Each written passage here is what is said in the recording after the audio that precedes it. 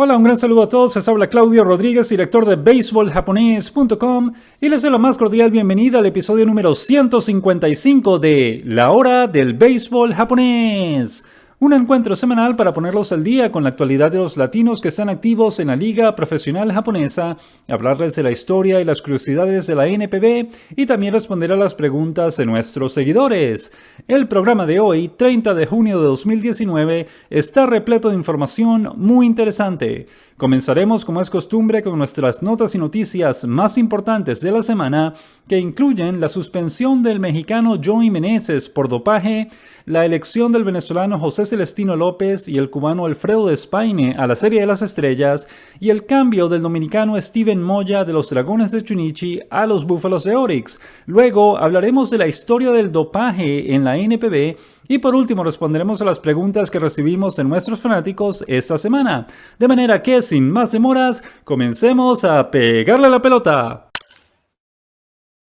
Sin duda alguna, la noticia más importante de esta semana, y lamentablemente fue una mala noticia, fue el anuncio de la suspensión de un año que le impuso la NPB al mexicano de los Búfalos de Orix, Joey Meneses. Y eso básicamente ya lo vamos a explicar ahora con detalle, pero eso básicamente significa un veto de por vida para el mexicano que no va a poder jugar otra vez en el futuro en el béisbol japonés. Y vamos a explicar los detalles. Sin duda alguna, lamentable. Algo que caramba, todavía tenemos mucho que aprender los latinoamericanos en términos del deporte profesional, en términos de comportamiento, en términos de educación, de cómo caramba, mantenernos trabajando en el área y ser exitosos como lo hemos sido hasta ahora, pero también mostrar un buen comportamiento, el comportamiento correcto en este tipo de situaciones. Lamentablemente Meneses dio positivo en una prueba y esto destruye su carrera en Japón porque no va a poder volver a jugar en Japón. Obviamente va a afectar su carrera en el béisbol mundial en México, al menos en la Liga Mexicana de Verano. La Liga Mexicana de Béisbol no va a poder jugar, al menos esta temporada, debido al dopaje. En la Liga Mexicana de Invierno, en la Liga Mexicana del Pacífico, perdón, es probable que juegue, pero habrá que ver qué decide en aquel momento la directiva de la liga. Pero comencemos, vamos a retroceder un poco y comencemos primero con lo que ocurrió con Meneses. El 9 de abril, en un partido en el estadio Soso Marín de Chiva contra los Marinos de Lote, se hizo una prueba antidopaje. Los resultados se tardaron bastante, no fueron conocidos inmediatamente, pero algo así como el 15 de mayo, no recordamos la fecha exacta, llegaron los resultados y se dio, o existió, o sea, el equipo se dio cuenta, la liga se dio cuenta de que Meneses había dado positivo en la prueba. Como es costumbre o como es el procedimiento normal en este tipo de situaciones, el jugador tiene que hacerse una segunda prueba para comprobar que efectivamente dio positivo, y por lo general el resultado en la segunda prueba es siempre el mismo que en la primera. Por lo tanto, después de que se hizo la segunda prueba el 27 de mayo o el 25 de mayo, el resultado de la prueba fue exactamente la misma. Meneses dio positivo por una sustancia, un esteroide llamado estanozolol, que según hemos leído, muchos fanáticos lo comentaron, es una sustancia que ayuda a quemar la grasa y a construir o aumentar los músculos del deportista. De manera que la liga se reunió con él, le pidió una explicación. Obviamente cualquier explicación que Meneses haya dado en aquel momento pues no convenció a la liga de cambiar su decisión con respecto a él. Por lo tanto le aplicó, y en esto ya lo vamos a explicar más adelante en la sección Conociendo el Béisbol Japonés. En esto la liga japonesa, la NPB, fue muy consistente en lo que ha hecho en el pasado en este tipo de situaciones y le impuso una suspensión de un año, y no estamos hablando de un año simplemente lo que resta de esta temporada, estamos hablando de un año calendario. Eso quiere decir que Meneses está suspendido en la liga japonesa desde el 27 de junio de este año, que es cuando se anunció la suspensión, hasta el 26 de junio del año 2020. Obviamente ya sabemos que Meneses no va a poder regresar a jugar a Japón, por lo tanto no importa cuándo se termine la suspensión, de cualquier forma ya su carrera en Japón está terminada. Pero es simplemente para que entiendan que no se trata simplemente de una suspensión por lo que resta de la temporada, se trata de una suspensión de un año completo. ¿Qué ocurrió después de eso? Obviamente la noticia se coló y eso lo comunicamos hace un par de programas. De alguna manera el diario Sponichi se enteró de lo que estaba ocurriendo, no de todos los detalles, pero se enteró de que el equipo de Oryx estaba planeando despedir a Meneses y no sabían por qué. Ellos publicaron una noticia al respecto, nosotros hicimos eco de esa noticia. En aquel momento nuestro amigo Jim Allen de la agencia de noticias Kyodo dio la noticia, de hecho dijo que Meneses había dado positivo, pero después corrigió el reporte porque no había manera de confirmarlo. Sin embargo, nosotros lo explicamos en los dos programas anteriores, nuestra sospecha era que tenía que ser una prueba, un positivo en una prueba antidopaje, porque cualquier otro problema o algún tipo de violencia doméstica, una pelea en un bar con un civil, lo que fuese, cualquier otro tipo de problema, el equipo lo hubiese anunciado de inmediato. Una vez que se dio a conocer la noticia en la prensa, el equipo ya lo hubiese anunciado y hubiese comunicado su penalidad y etcétera. La única razón por la que el equipo se tardó tanto en dar la noticia después de que ya la prensa lo había anunciado fue porque el equipo tenía que esperar primero que la NPB diera su comunicado o hiciese su anuncio diciendo que había suspendido a Meneses para entonces el equipo de Oryx poder decir públicamente, ok, por motivo de esta suspensión, nosotros estamos despidiendo a Meneses. Esa es la razón por la que el equipo no pudo anunciar la noticia antes. Ellos tenían que esperar a que la NPB hiciera su anuncio primero para después ellos poder anunciar la razón o explicar la razón por la cual estaban despidiendo a Meneses. El cuento es que este jueves 27 de junio la NPB finalmente hizo el anuncio explicando que Meneses había dado positivo, se le había dado una explicación, él no pudo explicar la razón por la cual esa sustancia apareció en su cuerpo, pero él dijo que aceptaba el castigo y el castigo fue pues una suspensión de 1 año. Inmediatamente el equipo de Oryx entonces hizo su anuncio en el cual Oryx se disculpó ante sus fanáticos, porque este es el gran problema de este tipo de casos en Japón. Y lo hemos explicado en muchos programas anteriores, no hay nada más importante en la cultura japonesa que la imagen de la compañía, la imagen de la persona, no hay nada más importante que eso. Cualquier cosa que manche esa imagen es no solo una vergüenza para la persona o para la compañía, pero es una cosa que le quita, todo en Japón está construido en base a confianza y en base a la imagen de respeto que muestre la compañía o la persona. Y si esa imagen se daña,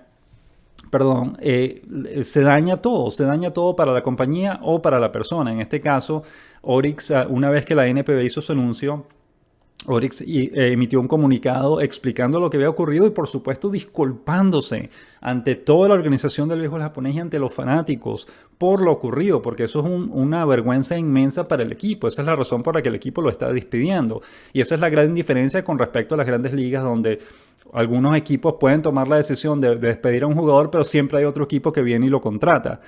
Esa es la doble moral que hay en los Estados Unidos. Ellos dicen que no, que ellos están muy a favor de la protección están en contra de la violencia doméstica, por ejemplo, con los jugadores, pero igual los siguen contratando y que no aceptan jugadores que hayan dado positivo en una prueba antidopaje, pero los siguen contratando. Nosotros no apoyamos el tráfico humano, pero seguían comprando jugadores que habían sido sacados por grupos mafiosos de Cuba para que vinieran a los Estados Unidos a jugar. De manera que ese es el problema que hay en los Estados Unidos. En Japón, por supuesto, como ya lo explicamos, debido al problema de imagen, no importa la cantidad de dinero que esté envuelta en la situación. Para los equipos japoneses, para la liga también es un caso, es una emergencia. Ellos tienen que cerrar ese problema lo más pronto posible, actuar muy rápido y tomar una decisión tajante para que eso no dañe la imagen de la liga, del equipo, de los fanáticos, etc. Por esa es la razón por la cual ya incluso antes de que se anunciara la suspensión de Meneses, el equipo ya tenía todo listo para despedirlo, solamente estaban esperando el anuncio de la liga.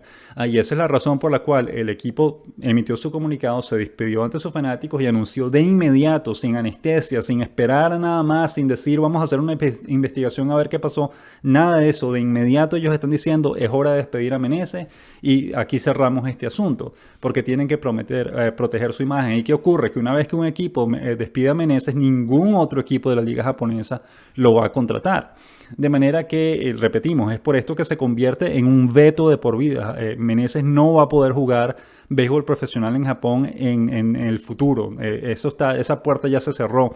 Y de hecho un fanático nos preguntó más adelante si eso va a implicar un veto de entrada de Meneses a Japón, incluso para otras competencias como el torneo Premier 12 o los Juegos Olímpicos, etcétera. Va a ser bien interesante. Es posible que eso ocurra, es posible que le cierren la puerta a Meneses para futuras competencias porque dio positivo en esta prueba. No sabemos si eso es lo que va a ocurrir o no, pero sin duda alguna es posible. De cualquier forma, como decíamos al principio, esto es, bueno, una vergüenza tremenda, obviamente, para los latinos, pero repetimos, es algo que tiene que ver con educación, con preparación.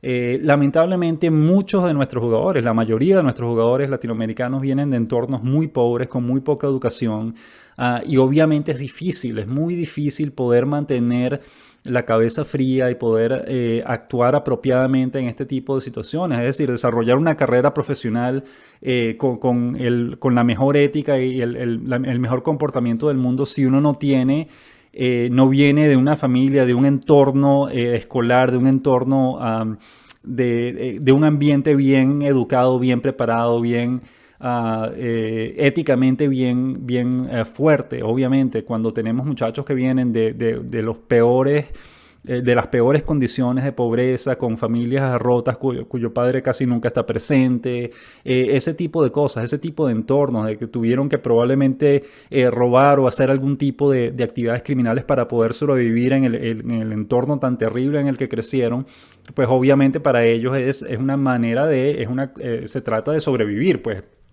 tenga que hacer trampa o no, tienen que hacer algo para poder sobrevivir y mantenerse en el sitio donde están. Y no les estamos excusando, no estamos diciendo que está bien lo que hicieron ni nada por el estilo. Simplemente estamos tratando de explicar el background que llaman, la historia, de dónde viene este tipo de comportamiento. Y en general tenemos que hacer un mejor trabajo en términos de educar a nuestros jugadores, de prepararlos para que enfrenten ese tipo de vida, porque no es fácil, pero que pasar de una pobreza tan extrema a de pronto ser millonario y ganar esa cantidad de dinero tan grande y ser famoso y estar perseguido por la prensa, etcétera. Si uno no está bien preparado psicológicamente, no tiene una educación lo suficientemente fuerte como para enfrentar todo eso con calma y verle el lado positivo a todo lo que está ocurriendo, pues eso afecta mucho. La historia está llena de casos similares, no solo de deportistas, de celebridades, etcétera, personas que pasaron de ser totalmente desconocidas a ser extremadamente famosas y ganar millones de dinero. La mayoría, de hecho, de esos artistas pierden la cabeza, se meten en problemas, se meten en drogas, en lo que fuese, los acusan de violencia doméstica, de abuso sexual, lo que fuese, porque es difícil, obviamente es difícil manejar todo eso con elegancia, con educación, con la cabeza fría, digamos. De manera que, repetimos, vamos a hablar de esto con más detalles más adelante, pero en toda la historia, en los 13 años que lleva la NPB haciendo pruebas antidopajes, solamente 6 jugadores han dado positivo. En 13 años, imagínense la diferencia. En los Estados Unidos son 11, 15, 20 cada año. En Japón solamente 6 en un espacio de 13 años.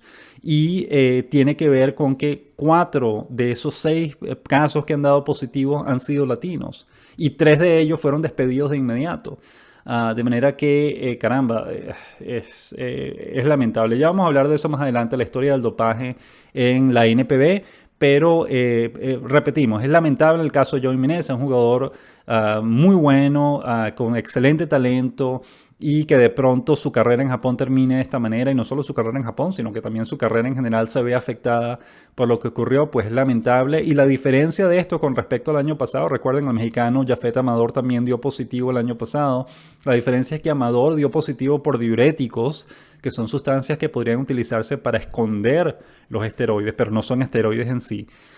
Y Meneses dio positivo por un esteroide. Y esas sustancias no entran por error al cuerpo del jugador. Algo tiene que haberse tomado Meneses que produjo ese resultado.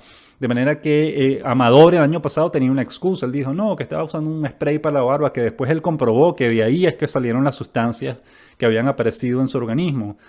mientras que Meneses no ha dicho nada. Amador de inmediato, el mismo día que anunciaron la suspensión, Amador dio un comunicado largo a través de su cuenta de Twitter explicando lo que había pasado, que no sabía lo que había ocurrido, diciendo que tenía la sospecha de que las sustancias habían salido de estos productos que él estaba tomando, y él comenzó una investigación propia, convenció al equipo de hacer una apelación, inició una investigación con el equipo, todo para tratar de limpiar su nombre, cosa que nos parece muy buena.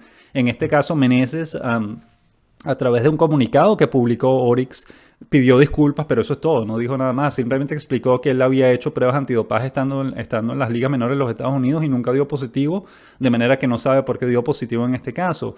Pero se quedó ahí, pues eso fue todo lo que dijo, ¿no? Él tiene una cuenta de Twitter y no dijo nada a través de la cuenta de Twitter, no pidió perdón, no explicó qué es lo que había pasado, nada. No tenemos ningún tipo de comunicado o explicación de Meneses hasta ahora de qué fue lo que ocurrió, y eso nos parece que es lamentable. Él ha debido, si él se cree inocente, ha debido dar una explicación de inmediato y tratar de probarlo.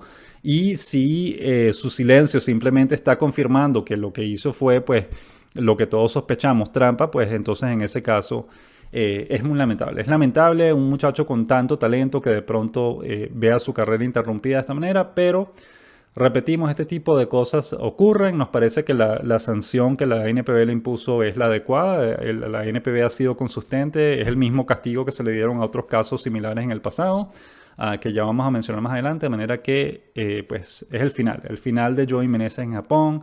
Y repetimos, lamentable, una situación que no queremos estar leyendo cada mañana cuando nos despertamos.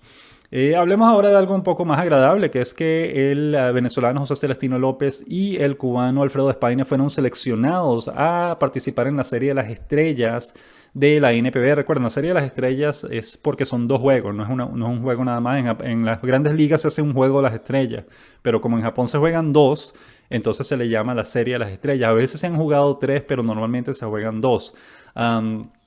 En este caso, ya lo habíamos anunciado el miércoles, que el 24 de junio se dio a conocer el resultado de la votación de los fanáticos, que ellos votan para elegir a los jugadores que van a la Serie de las Estrellas, y lamentablemente ningún latino fue electo en esa votación. 3 de ellos quedaron segundos en sus respectivas posiciones, pero muy lejos del primer lugar. Realmente no tuvieron nunca chance de ser electos.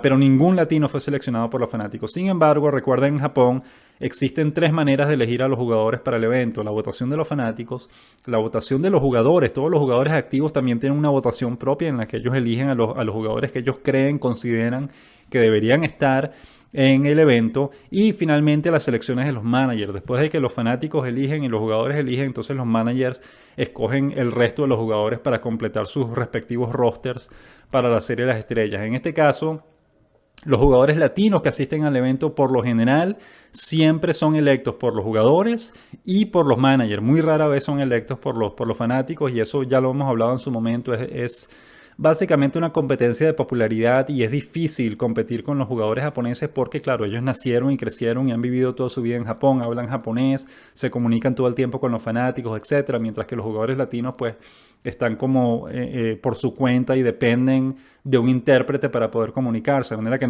la conexión que se tiene con ellos no es tan grande como la que se tiene con los jugadores japoneses, a pesar de que muchos jugadores extranjeros son muy populares, y de hecho en este caso 2 o 3 jugadores extranjeros fueron electos por los fanáticos. Por ejemplo, el estadounidense Pierce Johnson es un relevista intermedio de los Tigres de Hanshin, que tiene una efectividad como de 0.40, una cosa así increíble en no sé cuántas, 30, 40 salidas que ha tenido desde el bullpen. Él fue electo por los fanáticos de Hanshin para participar en el evento, y fue primer lugar con mucha ventaja en la posición de relevista intermedio. Pero repetimos, no es tan sencillo, pues obviamente cuando Shohei Ohtani jugaba en Japón, pues Shohei Ohtani siempre ganaba, tenía la mayor cantidad de votos de todas las 2 ligas, pues, ¿no? Porque era más popular que todos los demás. De manera que en este caso, pues no es difícil para los latinos ser electos por los fanáticos, pero repetimos, tanto López como De Spaine fueron electos por los jugadores y van a participar en la serie.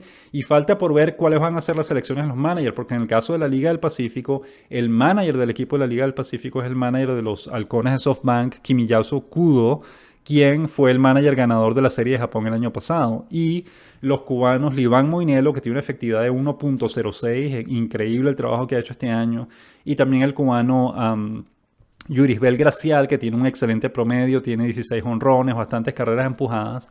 Ellos dos juegan para Kudo. Kudo es su manager en su equipo, en los Halcones de SoftBank. De manera que existe la posibilidad de que Kudo elija al menos uno de los dos o incluso los dos para que participen en la Serie de las Estrellas, aunque recuerden, el roster de cada equipo de la Serie de las Estrellas tiene el mismo límite de extranjeros que tienen los equipos en la temporada regular. Es decir, solo 4 extranjeros pueden estar en uno de los equipos durante la serie. De manera que eso podría restringir el acceso a uno de los dos, a Gracial o a Moinelo. Pero repetimos, existe la posibilidad de que el manager de SoftBank, porque ya los conoce, porque saben el excelente trabajo que están haciendo, podría elegir a uno de los dos o incluso los dos para que también participen. Ese anuncio se debería hacer en los próximos días, el 2 o el 3 de julio, y tampoco tan pronto como se haga el anuncio, si alguno de los latinos es electo, pues lo anunciaremos en nuestra página beisboljaponés.com y también a través de nuestras redes sociales, para que sepan pues cuántos latinos en general van a terminar asistiendo a la Serie de las Estrellas este año, y a ver cuántos de ellos participan en el derby de jonrones, en la competencia de jonrones, que recuerden, en Japón los participantes en esa competencia también son electos por los fanáticos, de manera que hay que esperar a ver si eligen alguno de ellos para que participe.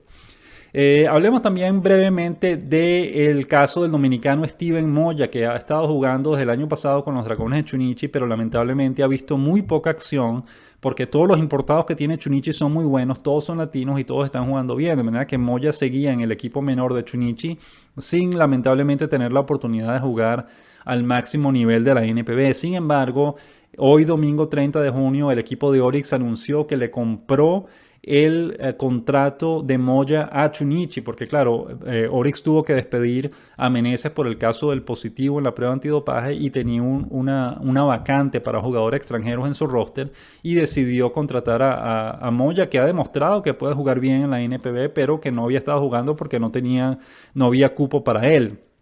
De manera que nos encanta esta noticia porque es una excelente oportunidad para Moya, que repetimos, por falta de cupo, no por falta de resultados, sino por falta de cupo no había podido ver acción en el primer equipo, y ahora con Orix va a tener la oportunidad de jugar todos los días.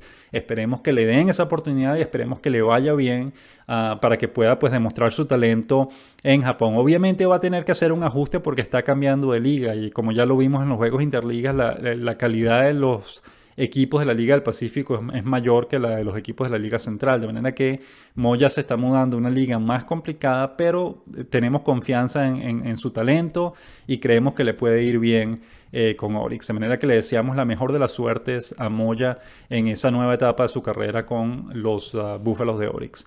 Hablemos de los latinos más destacados esta semana. Esta fue una semana corta porque recuerden, después de que terminaron los juegos interligas tuvimos como 4 días de descanso, de manera que tuvimos juegos simplemente desde el viernes hasta hoy domingo. El venezolano José Celestino López conectó 2 honrones, empujó 4 carreras, anotó 3 y 4 hits en los 3 juegos que ha disputado o que disputó este fin de semana. El dominicano Alejandro Mejía conectó 2 honrones también, empujó 3 carreras, anotó 2. Conectó 5 hits en total en 4 juegos que disputó esta semana. Y el puertorriqueño Neftali Soto conectó un jonrón, empujó 3 carreras, anotó 1 y un par de hits en 3 juegos que disputó este fin de semana. De manera que esos fueron los latinos más destacados de esta semana. Abridores también solo tuvimos 1, precisamente porque solo se disputaron 3 jornadas. Y fue el dominicano Christopher Mercedes, que lanzó hoy domingo 30 de junio. 4 entradas completas, 10 hits, un jonrón, permitió 2 carreras, 2 ponches sin boleto, se fue sin decisión, de manera que su récord se queda en 5-4 y su efectividad subió a 3.72, y eso lo coloca como el 10º mejor de esa categoría en la Liga Central.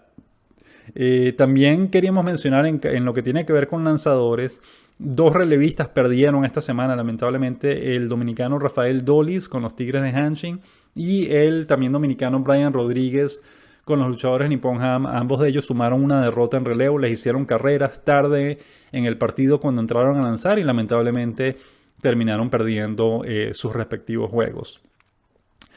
Hablemos brevemente del caso del japonés Sho Aranami, que estaba jugando con los Sultanes de Monterrey en la Liga Mexicana de Béisbol. Lamentablemente lo dejaron libre esta semana. Algunos fanáticos y analistas también comentaron que de pronto no era por los números, porque ellos creían que sus números eran buenos, sino que el equipo de pronto estaba buscando algún tipo de otra cosa, quería hacer de pronto contratar un jugador más comercial o algo por el estilo. Aranami se despide con promedio de 293, que nos parece bueno, no es un súper promedio, pero nos parece que es un buen promedio. 46 carreras anotadas porque estaba jugando como primer bate hasta donde pudimos ver.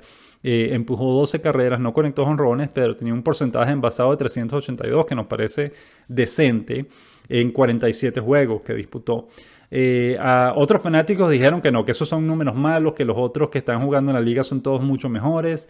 De manera que no nos vamos a meter en ese problema de si son números buenos o malos, pero lo que sí demuestra, y varios fanáticos lo mencionaron, es que por lo que se ve en la Liga Mexicana de Béisbol, no existe tanta paciencia con respecto a los extranjeros. Aparentemente tiene que ver con el tipo de contratos que firman, por lo tanto los pueden dejar en libertad en cualquier momento, pues los pueden despedir en cualquier momento si el equipo considera que no están rindiendo bien. En ese caso, obviamente, la Liga Mexicana de Béisbol parece tener menos paciencia de la que tienen los equipos japoneses. En Japón por lo menos les garantizan un año completo, pues les vaya bien o les vaya mal. Recordemos el caso del dominicano Amaury Rivas, como hace 4 o 5 años jugó, lo contrataron los Dragones de Chunichi. Le fue malísimo en los entrenamientos primaverales, en 2 salidas le hicieron como 12 carreras en total y nunca pudo jugar, pasó todo el año en el equipo menor y después lo dejaron en libertad, pero al menos el equipo lo mantuvo en su nómina durante todo el año, pues le pagó lo que le había prometido que le iba a pagar. Y cuando llegó a final de año dijeron y se dieron cuenta, bueno, este jugador no rindió bien, entonces lo dejaron en libertad en ese momento, pero al menos lo mantuvieron en su nómina todo el año y le dieron el chance de recuperarse. No lo logró, pero le dieron el chance. En el caso de Aranami lo están dejando en libertad a mediados de temporada y según entendemos y algunos fanáticos nos han comentado, eso ocurre muy a menudo en la Liga Mexicana. Al extranjero que no rinde lo dejan en libertad de inmediato y de pronto ese puede ser un nuevo paso en su desarrollo para la Liga Mexicana, tener un poco más de paciencia con los jugadores extranjeros, porque entonces, ¿qué ocurre? Pues que por más que sea, la opción de irse a jugar a México no resulta tan atractiva para los extranjeros si ellos saben que los pueden despedir de inmediato después de apenas una semana o algo así, si los equipos no están contentos con ellos. En Japón, muchos jugadores desean ir a Japón porque pagan bien, a veces pagan mejor que en las grandes ligas. Y además existe el hecho de que tienen esa paciencia, pues que al menos un año completo garantizado lo tienen, cuando en México no lo tendrían. De manera que, repetimos, nos parece que esa es un área en la que la Liga Mexicana de Béisbol puede mejorar para el futuro, para que siga creciendo y desarrollándose. Ha estado mejorando mucho, ha estado atrayendo mucho más fanáticos, su imagen como institución, como organización ha estado aumentando en los últimos años y eso nos parece sensacional. Pero ahora, digamos, le falta, esta es una oportunidad para mejorar todavía más y nos parece que no sería malo que tuviesen un poco más de paciencia con los jugadores extranjeros. Hablemos también del fenómeno Shohei Ohtani, que esta semana conectó su 10º jonrón, tuvo 2 partidos con 3 hits cada uno, ya subió su promedio a 300. Recuerden, Ohtani debutó a finales de mayo, a mediados de mayo, y por el primer mes estuvo bateando 250, 260. Su promedio no estaba tan alto, pero después comenzó a conectar jonrones, comenzó a empujar carreras, ya tiene 10 jonrones y 33 empujadas en 166 turnos, y también tiene 4 bases robadas y además subió su promedio a 300. De manera que excelente, ya encendió los motores y esperemos que le siga yendo bien durante el resto de la temporada y pueda poner números similares, al menos similares a los que logró el año pasado en su debut en las grandes ligas. Y finalmente queríamos recordarles que nuestra próxima transmisión de béisbol japonés en español por YouTube será este próximo sábado 6 de julio, a la medianoche, entre el sábado 6 y el domingo 7 de julio. Comenzaremos a las 11 de la noche, hora de Ciudad de México, a la medianoche, hora de Cuba, República Dominicana, Puerto Rico y Venezuela, y a las 6 de la mañana del domingo 7 de julio en España y muchas partes de Europa. El juego va a ser Halcones de SoftBank versus Búfalos de Orix. Vamos a poder ver ver hasta 4 cubanos en el equipo de SoftBank, a Despaine, a Gracial, al Iván Moinelo y quizás a Ariel Miranda, o de pronto veremos al venezolano Robert Suárez. Existe esa posibilidad. Y en el equipo de Oryx, como lo acabamos de escuchar, el dominicano Steven Moya debería estar jugando con ellos. De manera que hasta 5 latinos podríamos ver en acción ese día. Y recuerden, vamos a tener comentarios en español y la transmisión va a ser en vivo gratis por YouTube. Sigan nuestras cuentas de Twitter y Facebook, que vamos a estar compartiendo el link poco antes de que empiece el partido.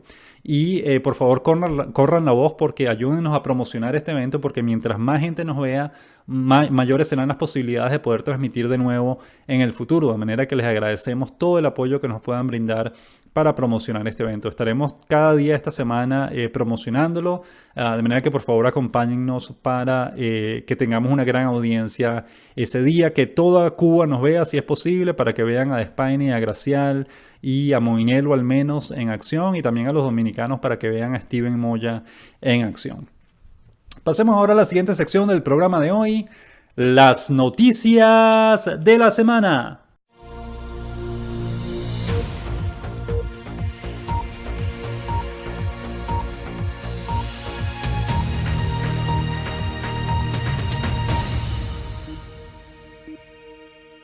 Nuestra semana comenzó el lunes 24 de junio con nuestra columna El Bate del Samurái, donde hablamos del dominio de los halcones de SoftBank en los juegos interligas de la NPB.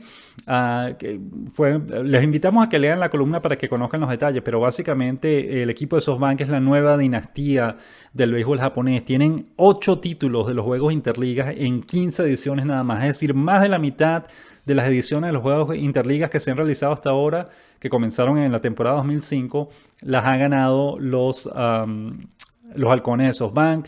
Han tenido buenos jugadores durante todo este tiempo, han estado contratando buenos jugadores uno detrás del otro. En este momento está Despaine, está Gracial, pero en el pasado estuvieron el surcoreano Lee De-ho, el venezolano Alex Cabrera, el dominicano Wilimo Peña, tuvieron el dominicano Tony Batista o Bautista, no recordamos bien el apellido, disculpen, que jugó en Grandes Ligas, estuvo un año que le fue bien con SoftBank. Ha sido un equipo de excelente talento.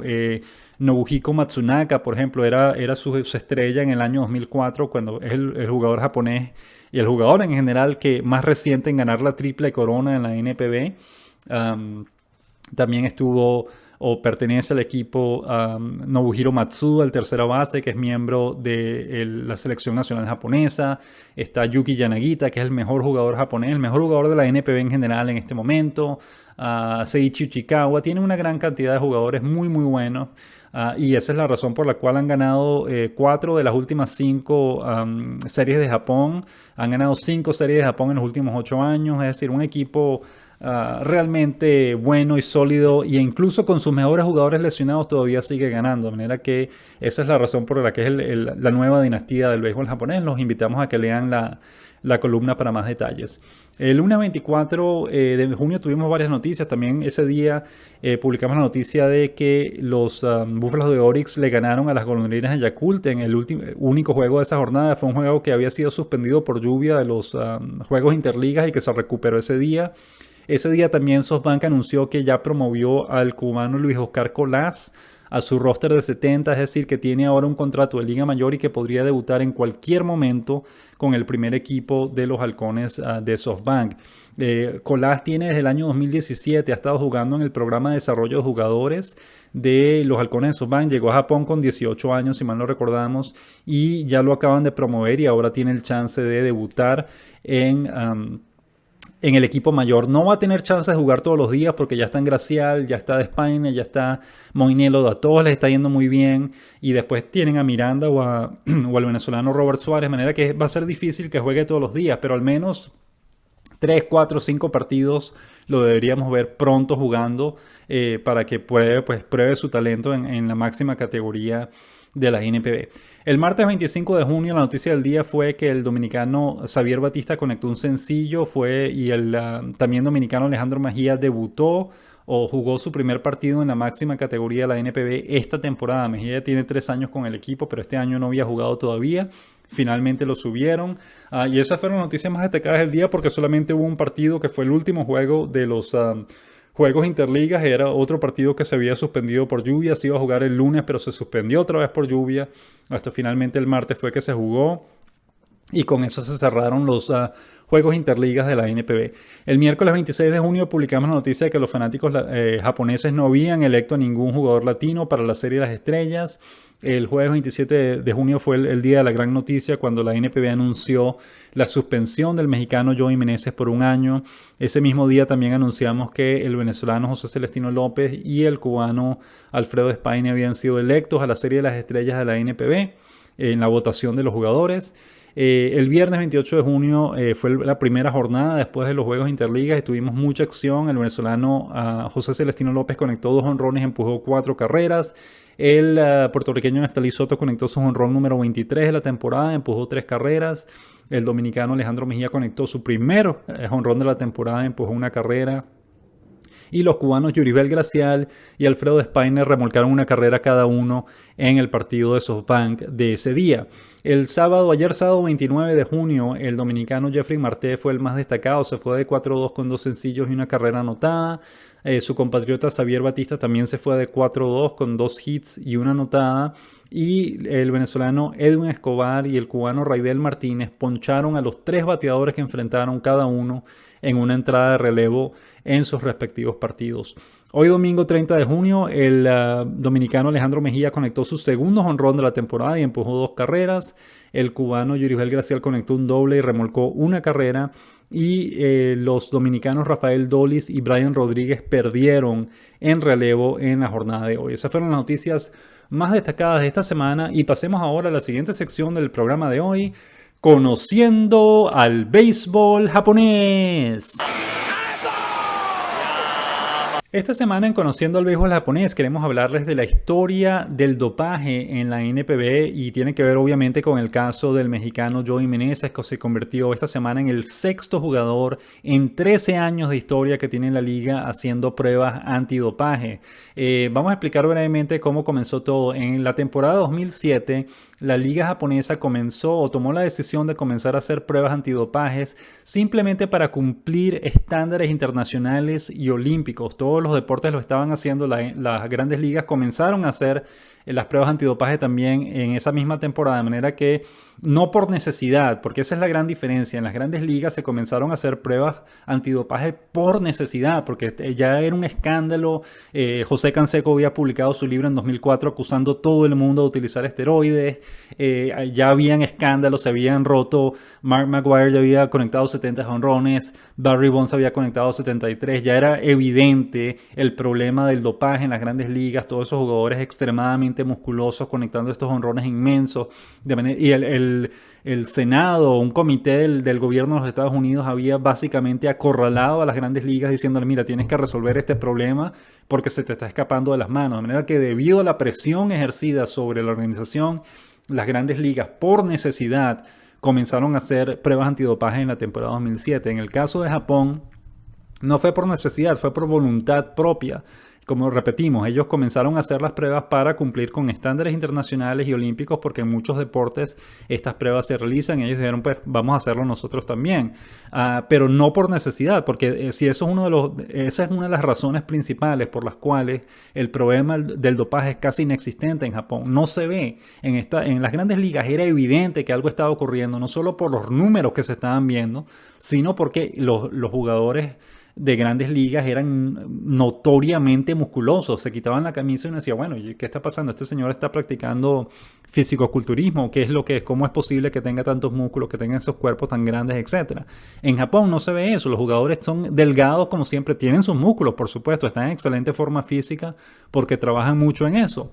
Pero no son, Shohei Ohtani, por ejemplo, si uno lo ve sin camisa, uno se da cuenta que Shohei Ohtani tiene bastantes músculos, es un jugador bastante fuerte que ha trabajado bastante, pero uno para a Shohei Ohtani al lado de Mike Trout, por ejemplo, al lado de Albert Pujols, y Shohei Ohtani se ve como un muchacho flaquito que no tiene músculos y que no le hace falta, tiene que comer más para poder engordar.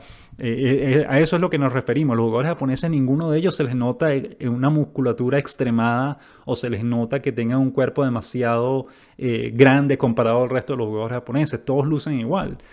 De manera que, primero y principal, ese es el caso del dopaje en Japón. No se ve. Segundo, es extremadamente difícil conseguir esteroides o este tipo de sustancias en Japón, primero porque las medicinas en general están extremadamente controladas en Japón. Incluso las pastillas para el dolor de cabeza no se pueden comprar en un supermercado, en una farmacia o algo. Solamente uno las puede comprar con una prescripción médica. Si el médico no te da permiso para tomarse esas pastillas, no te las puedes tomar. De manera que hay un control muy, muy serio, muy cerrado sobre las medicinas y cualquier tipo de medicamento, de manera que conseguir eso en Japón es difícil. Habría que viajar a los Estados Unidos y estar regresando todo el tiempo, y obviamente eso despertaría sospechas en cualquier jugador que esté haciendo esos viajes tan seguidos.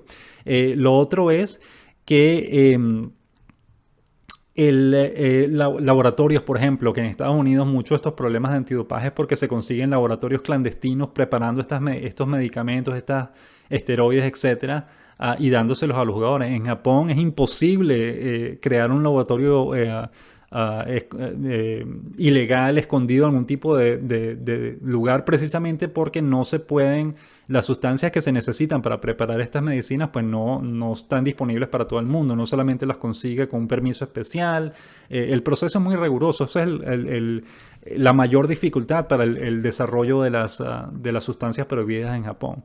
Y finalmente es algo que tiene que ver va totalmente en contra de la cultura japonesa. La cultura japonesa es el sacrificio individual en beneficio del todo. Y eso es algo extremadamente arraigado en todos los japoneses. Uno no piensa en sí mismo, uno piensa en el beneficio del equipo, en el beneficio de los demás, nunca en el beneficio de uno mismo. Y de hecho, si uno se pone egoísta y se pone a pensar en el beneficio propio, lo castigan. Porque todos tienen que estar en la misma página, llamemos, todos tienen que estar ayudando al desarrollo, al beneficio del todo, del grupo. De manera que tomar esteroides es precisamente eso, es ser individualista. Es decir, a mí no me importan los demás, solamente me importa a mí. Y eso en Japón es terriblemente castigado. De manera que va en contra de la cultura de los japoneses. No es de ellos hacer este tipo de cosas, porque no tiene que ver con el deseo propio de figurar, sino con el beneficio del equipo. Pues por eso es que vemos que hay jugadores que se lesionan a menudo y que no juegan y que se tardan tiempo en regresar, precisamente porque no tienen acceso a ese tipo de cosas. Una de las razones por las cuales los jugadores en grandes ligas dan positivo por esteroides no es tanto por el hecho de tomarse algo que los va a ayudar a rendir mejor. Es precisamente por acelerar el proceso de recuperación una vez que tienen una lesión. Ese es el mayor uso de los esteroides. Cuando el jugador se lesiona, si toman esteroides, los esteroides los ayudan a recuperarse más rápido para que puedan volver a jugar. Y ese es el problema, esa es una de las principales razones por las cuales los jugadores dan positivo después en pruebas de antidopaje. Pero dejando eso a un lado, nos referíamos a Japón. Esa es la gran diferencia. En 13 años de pruebas antidopaje, solamente 6 jugadores han dado positivo. En los Estados Unidos, 12, 15, 20 por año. Es una gran diferencia. Y las sanciones, como ya lo hemos visto, son más fuertes en Japón. Es decir, en el primer positivo, la suspensión es por un año, como lo acabamos de ver con Joey Meneses. En los Estados Unidos, en las grandes ligas, el primer positivo, la suspensión son 80 juegos nada más. De manera que en Japón, una suspensión de un año se convierte en un veto de por vida. En los Estados Unidos, una vez que se cumplen los 80 juegos, el jugador puede jugar otra vez. De manera que existen esas dos diferencias. Pero poniendo ya eso a un lado, hablemos entonces, para que tengan referencia, cuáles han sido los 6 jugadores que han dado positivo en las pruebas antidopajes en toda la historia de la NPB, y lamentablemente 4 de ellos son latinos. El primero fue el estadounidense Rick Gutterson en la temporada 2007, un lanzador que dio positivos por diuréticos. Lo suspendieron 20 juegos. Él explicó y lo probó después que fue una medicina que se estaba tomando para el cabello, y eso le dio positivo en en su prueba antidopaje. Él cumplió sus 20 juegos de suspensión, él pidió disculpas y pudo continuar jugando esa temporada y también la temporada siguiente. Él jugaba con SoftBank, si mal no recordamos, o con Nippon Ham, uno de esos dos equipos. Y después de la segunda temporada simplemente no continuó porque no lo renovaron, pero no tuvo nada que ver con el dopaje. Ese fue el primer caso de dopaje en la liga japonesa. En el año 2008, al año siguiente, el segundo año de las pruebas, dos latinos dieron positivos. El venezolano Luis González, que estaba jugando con los Gigantes de Yomiuri y dio positivo como por 3 esteroides distintos.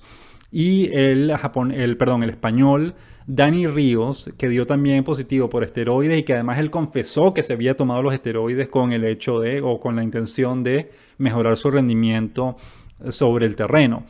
Ambos jugadores fueron, la liga les dio 1 año de suspensión y los dos equipos, en este caso Dani Ríos jugaba para las Golondrinas de Yakult, tanto las Golondrinas de Yakult como los Gigantes de Yomiuri en el caso de González, y tal cual como ocurrió ahora con Meneses, de inmediato despidieron a los dos jugadores y eso se convirtió en un veto de por vida en Japón porque nunca más pudieron regresar a jugar en Japón después de ese momento. Después de eso, en 2011, tuvimos el caso más curioso hasta ahora, que es el japonés Hirokazu Ibata, un veterano de los Dragones de Chunichi, muy respetado, muy querido por los fanáticos, que dio positivo por una medicina que se estaba tomando para sus ojos. También era un diurético, una sustancia que no lo ayudaba a mejorar su rendimiento de ninguna forma. Y la razón por la cual dio positivo es porque a su equipo se le olvidó pedir permiso para que él utilizara el medicamento. Él ya tenía años pidiendo permiso para utilizar el medicamento y la liga sabía que lo estaba tomando y por eso nunca había dado positivo. Pero esa temporada, porque el equipo se le olvidó pedir el permiso, él dio positivo y de hecho la liga no suspendió o no castigó a Ibata, sino al equipo, a los Dragones de Chunichi. La liga le dio una multa a los Dragones de Chunichi porque se les olvidó pedir el permiso para que el jugador utilizara esa medicina. De manera que es el caso más intrascendente de dopaje hasta ahora. La temporada pasada el mexicano Jafet Amador dio positivo por 2 diuréticos. La liga lo suspendió 6 meses y comparen ahora la diferencia con el caso de Rick Gutterson. Rick Gutterson le dieron 20 juegos nada más. En este caso Amador lo estaban suspendiendo por 6 meses. Y después de que se cumplieron los 6 meses, el equipo simplemente decidió no renovarlo. El equipo no lo despidió de inmediato, como lo mencionamos. El equipo hizo una apelación, ayudó al jugador a hacer una investigación a ver qué es lo que ocurrió. Lamentablemente los resultados de investigación no estuvieron listos a tiempo, por lo tanto la liga ratificó la suspensión porque cuando llegó la fecha límite para la apelación, Amador no pudo presentar información nueva y la liga lo mantuvo la suspensión de 6 meses y el equipo después finalmente pensó en renovarlo, pero al final decidió no hacerlo, por lo tanto el jugador quedó en libertad. Y ahora en este año 2019 el mexicano Joey Meneses dio positivo por un esteroide, estanosonol es el nombre del esteroide. La liga, tal cual como hizo con Luis González y Dani Ríos, lo suspendió por 1 año y su equipo lo despidió de inmediato. Y repetimos, eso se convierte en un veto de por vida para jugar en Japón. Estos fueron entonces los 6 casos esta es la historia del dopaje en la NPB. 6 casos nada más, 4 de ellos latinos, lamentablemente. Y como hablamos al principio, como explicamos al principio, pues tenemos mucho camino que recorrer todavía en caso de educación, de preparación, de comportamiento, etcétera, en el deporte profesional. Pasemos ahora a la sección final del programa de hoy, las preguntas de la semana. 監督よろしくお願いいたします。はい、どういたしまますずはオファーをされた時の気持ちを教えてください。 Esta semana, como siempre, tuvimos muchas preguntas y comentarios muy interesantes de todos nuestros seguidores. Vamos a mencionarlos lo más rápido posible. Oscar Teneo vía Twitter nos dice, ¿qué pasó en Sendai para que el juego entre Lotte y Rakuten se declarase empate tras solo 6 entradas? Estaba lloviendo, Oscar, esa es la razón. Comenzó a llover fuerte después de la 6ª entrada, o cuando se estaba jugando la 6ª entrada, y decidieron terminar el partido porque ya había juego legal, ya se habían jugado 5 entradas, se decidió terminar el partido y quedó empatado. Otra pregunta dice, ¿sabrán ustedes si este fue el partido más rápido o no en terminarse temprano en el mundo? En 2015 la lluvia hizo terminar un juego de Grandes Ligas en la alta de la 6ª entrada con el marcador 1-1 y el partido no se volvió a jugar después y terminó empatado. No sabemos si este es el partido más rápido o no, Oscar, pero lo más probable es que no haya sido porque se tardaron casi 3 horas, 2 horas y 53 minutos en jugar esas 5 entradas y media nada más. De manera que lo más probable es que no haya sido el partido más rápido de la historia. Andy Montoya vía Twitter: ¿sabes si existe alguna película japonesa de béisbol que pueda bajar en YouTube? No conocemos ninguna, Andy. Te recomendamos una película de Hollywood llamada Mr. Baseball, que es con Tom Selleck, que es excelente y explica bastante de cómo es el béisbol japonés, pero no creemos que la puedas conseguir en YouTube. Probablemente tengas que buscar en algún sitio donde la puedas bajar. Stuart Salazar vía Twitter dice: no apoyo lo que hizo, en este caso estamos hablando de Joey Meneses, pero sí estoy claro que es un peloterazo, salga positivo o no. No es el primero ni el último que pasará por esta mala equivocación, el cual es invocada por una tercera persona y hasta por entrenadores personales. Esperemos que aprenda de su equivocación y siga adelante. Gracias por el comentario, Stuart. Estamos de acuerdo. Tienes razón, en muchas ocasiones esos positivos llegan por la influencia de una tercera persona. Obviamente no hay excusa en el caso de Meneses porque dio positivo por un esteroide. En el caso de Amador, el año pasado existía la excusa de que hizo algo sin querer y él después demostró que eso fue lo que ocurrió. Pero en el caso de Meneses no hay excusa porque fue un esteroide, pues, y esas sustancias no entran por sí solas al cuerpo del jugador. De cualquier forma, sí, habría que darle una segunda oportunidad. Esperemos que pueda. Estamos de acuerdo en que es un buen jugador sin esteroides o no, eso no tiene nada que ver. El esteroide ayuda al jugador a tener más fuerza, pero no lo ayuda a jugar béisbol mejor. En eso estamos todos de acuerdo. Es decir, a una persona que nunca ha jugado béisbol y se toma un esteroide, de pronto va a empezar a batear jonrones. Eso no es así. Uno tiene que saber jugar béisbol para poder tener éxito. Los esteroides ayudan a tener más fuerza quizás, pero no a hacer mejor contacto. De cualquier forma están prohibidos y nunca deberían utilizarse, de manera que en este caso, pues, sin duda alguna fue un error grave de Meneses. Esperemos que aprenda y esperemos que no sea el final de su carrera. En eso estamos de acuerdo, que tenga una oportunidad más y que pueda jugar sin problemas de ahí en adelante. Luis Vargas vía Twitter: muchísimas gracias por aproximarnos a tantas historias a todos los amantes del béisbol para casi poder tocar con los dedos el lejano e inamersible mundo de la NPB. Gracias, Luis, por el comentario. Después nos dice: excelente noticia, el domingo en la madrugada conectaré si Dios quiere con YouTube para seguir la NPB. Muchas gracias por todos sus desvelos hacia los fanáticos del béisbol japonés. Pues gracias a ti, Luis, por seguirnos y por enviarnos preguntas todas las semanas. José Luis Rosales vía Twitter: es algo para analizar, no solo el béisbol, es educación cultural, asesoría profesional de finanzas, psicológica y otras. ¿De qué sirve tener un cuerpote y tener facultades si soy un ignorante en el mejor de los sentidos? Esto es en relación al caso de Joey Meneses. Estamos de acuerdo, José Luis, gracias por el comentario. Luego dice: qué vergüenza, y si se comprueba que hoy día el perfil de un beisbolista o cualquier deportista profesional debe estar preparado académicamente, estudiar, leer, saber de cultura y finanzas porque te va a explotar en la cara. Estamos totalmente de acuerdo, es lo que estábamos mencionando antes. Tenemos un gran camino por recorrer en términos de educación y de preparación para nuestros peloteros. Y hay otra cosa que también queríamos mencionar, que no son solamente los peloteros, también hay que culpar a los equipos que podrían hacer un mejor trabajo ayudando a sus peloteros a evitar cualquier tipo de equivocación. El caso de Amador, por ejemplo, el año pasado, él estaba utilizando un spray para la barba, no le gustó, lo cambió, compró uno nuevo y ese nuevo era el que traía incluidas esas sustancias que estaban prohibidas y él no lo sabía. Los equipos o la liga incluso podría facilitar ese proceso y publicar una lista: mira, este tipo de cremas para la barba, este tipo de cremas para afeitar, este tipo de productos de cualquier tipo de cremas que se utilicen para cualquier cosa, no para mejorar rendimiento, sino por lo que fuese, o este tipo de medicinas personales de prescripción para los ojos, para lo que fuese. No consuman estas medicinas porque ya hemos comprobado que estas medicinas tienen sustancias prohibidas. Por ejemplo, la liga podría hacer eso y ayudar a los peloteros. Los equipos podrían tener a sus doctores haciéndole un chequeo a cada jugador y dándoles un panfleto, una lista: mira, ten cuidado con todos estos productos que tengo en esta lista porque tienen esteroides o cualquier tipo de sustancias prohibidas. Los equipos podrían hacer eso y hasta donde sabemos no lo están haciendo. De manera que no hay que culpar solo a los jugadores, y eso es algo que hemos mencionado antes. El problema de los esteroides no solamente es de los jugadores, es también de los equipos y es también de la liga, y ellos deberían hacer un mejor trabajo para ayudar a los jugadores a que no se metan en problemas. Costinen vía Twitter dice, es la crónica de cómo arruinar tu carrera cuando ibas en pleno ascenso. El cuento se terminó en el prefacio. Supongo que aquí ya no queda lugar para una loción para la barba que lo pueda sacar a este problema. Estamos de acuerdo, Costinen, aquí no hay excusa para Meneses, fue un esteroide, eso no entra al cuerpo por sí solo. Su problema, sin duda alguna fue un error de su parte.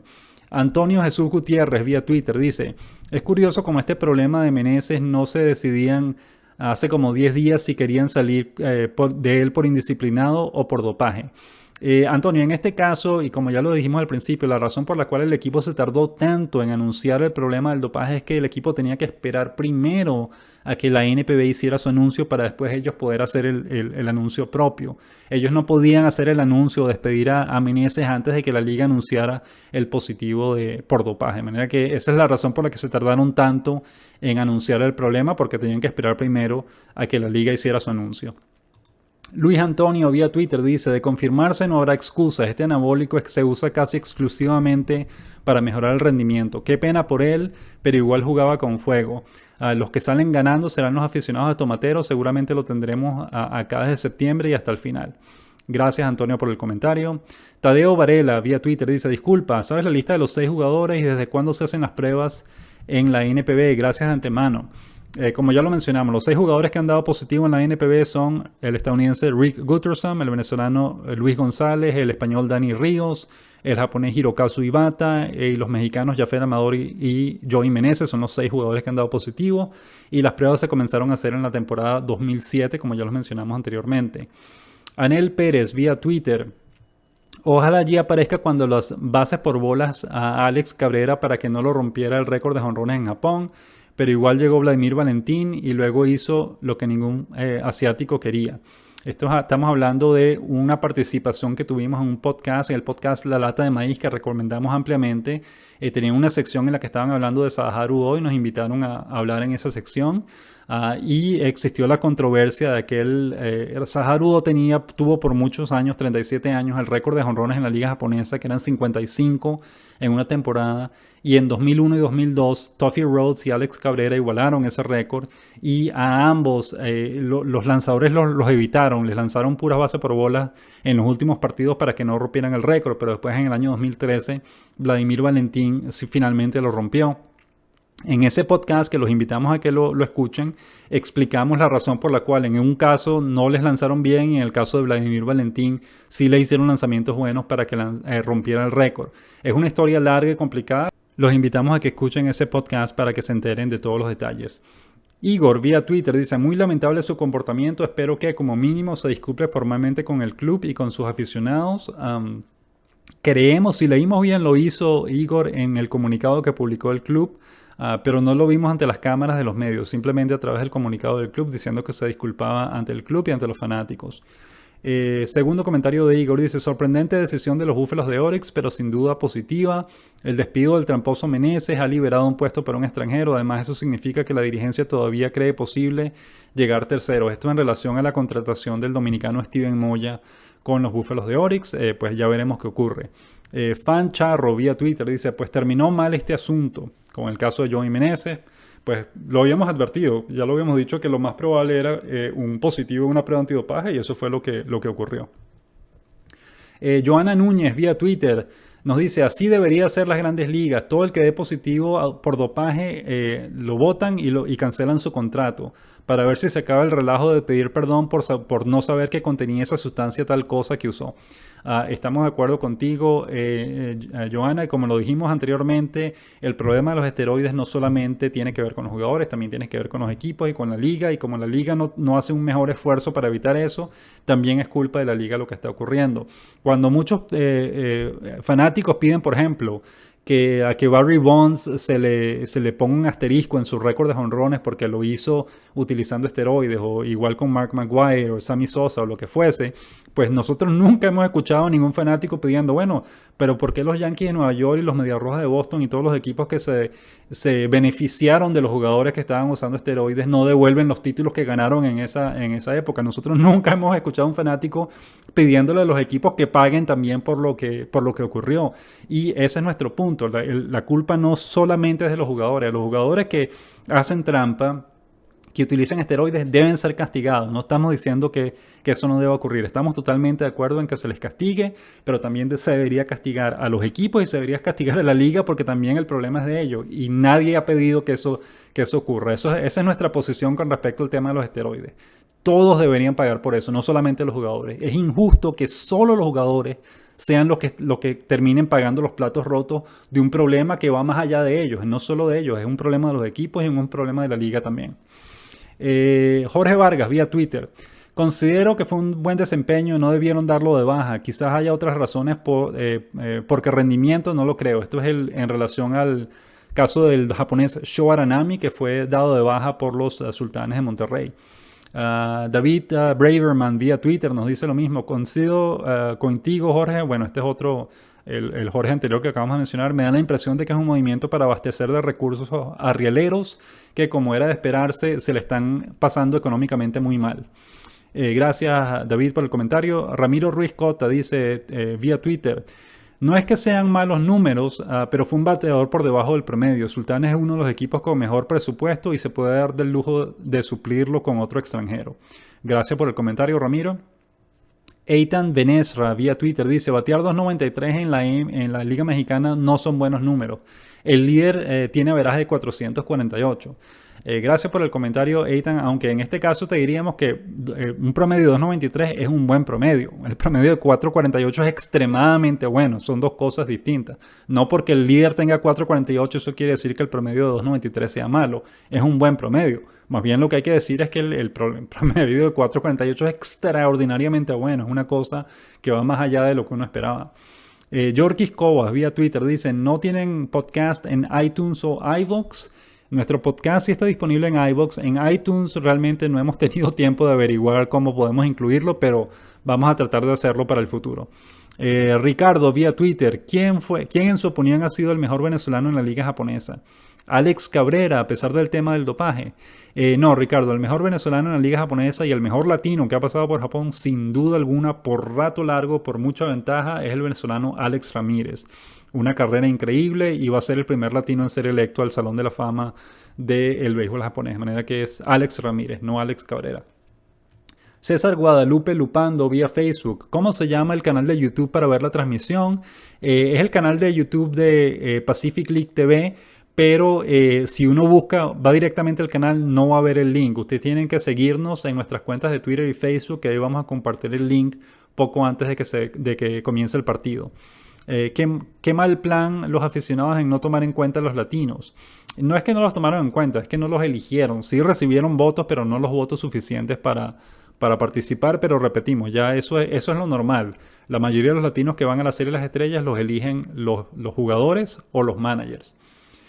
Guzmán Jack vía Facebook: gracias a ti por enseñarnos esa cultura y ese béisbol que nos hace falta aprenderlo. Gracias, Guzmán, por el comentario. Luis Vargas, a través de la sección de comentarios de nuestra página beisboljaponés.com, dice: Shohei Ohtani lleva varios partidos sin jugar. Se sabe si se ha resentido la cirugía Tommy John. He intentado buscar en internet, pero no dan noticias, y este país es un desierto donde el béisbol está vetado en televisión y solo informan cuando le impactan en la cabeza a un bateador o se forma una tangana. Gracias por su podcast, o más bien vergeles, como hace la obra del béisbol japonés, para saciar nuestra sed. Gracias, Luis, por el comentario. José, otro fanático, a través de la sección de comentarios de nuestra página beisboljaponés.com, responde a la pregunta de Luis. Nos dice primero: la figura del opener, que en realidad es prácticamente originaria del béisbol caribeño, pero por lanzadores de 2 o 3 entradas, no es empleada en la NPB, al menos no con regularidad.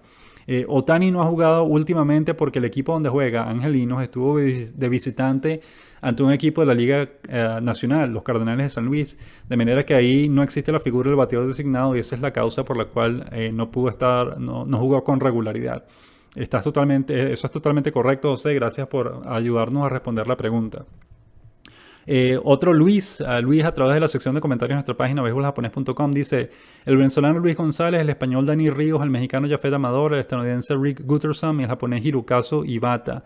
4 latinos, un japonés y un estadounidense, siento mucha pena y tristeza de este balance negativo para nuestro buen nombre, que nunca podrán borrar emborronar unos resultados que no son infalibles, pues están realizados por humanos o por un hombre proveniente de la Tierra. Gracias por el comentario, Luis. Y finalmente Nereo, a través de la sección de comentarios de beisboljaponés.com, nos dice: me pregunto si tendrá problemas para entrar a Japón como resultado de esta suspensión. Estamos hablando de Joey Meneses. No olvidarse que el Premier 12 y una potencial participación en los Juegos Olímpicos de Tokio tienen sede en Japón. Diego Maradona no pudo volver a los Estados Unidos por un positivo en ese país cuando jugó en el Mundial del 94. Meneses dio positivo en Japón. Gracias, Nereo, por el comentario. Es un excelente punto. No sabemos si eso lo va a afectar en el futuro o no, pero sin duda alguna es posible. Es posible que Meneses no pueda regresar a Japón, ni siquiera jugar en los Juegos Olímpicos o en el Premier 12 por el tema del positivo antidopaje. Es una posibilidad. No sabemos si va a ocurrir o no, pero sin duda es una posibilidad y eso es un buen punto. Tenemos que estar pendientes de ello. Con esto llegamos entonces al final del programa de hoy. Muchísimas gracias como siempre por habernos acompañado y queremos despedirnos con la canción de ánimo de uno de los jugadores de la NPB, de un japonés en este caso, y queremos compartir con ustedes la canción del japonés Tetsuto Yamada de las Golondrinas Yakult, una canción muy bonita y muy agradable que les presentamos a continuación. Muchísimas gracias una vez más por habernos acompañado en el programa de hoy y nos despedimos con la canción de ánimo de Tetsuto Yamada.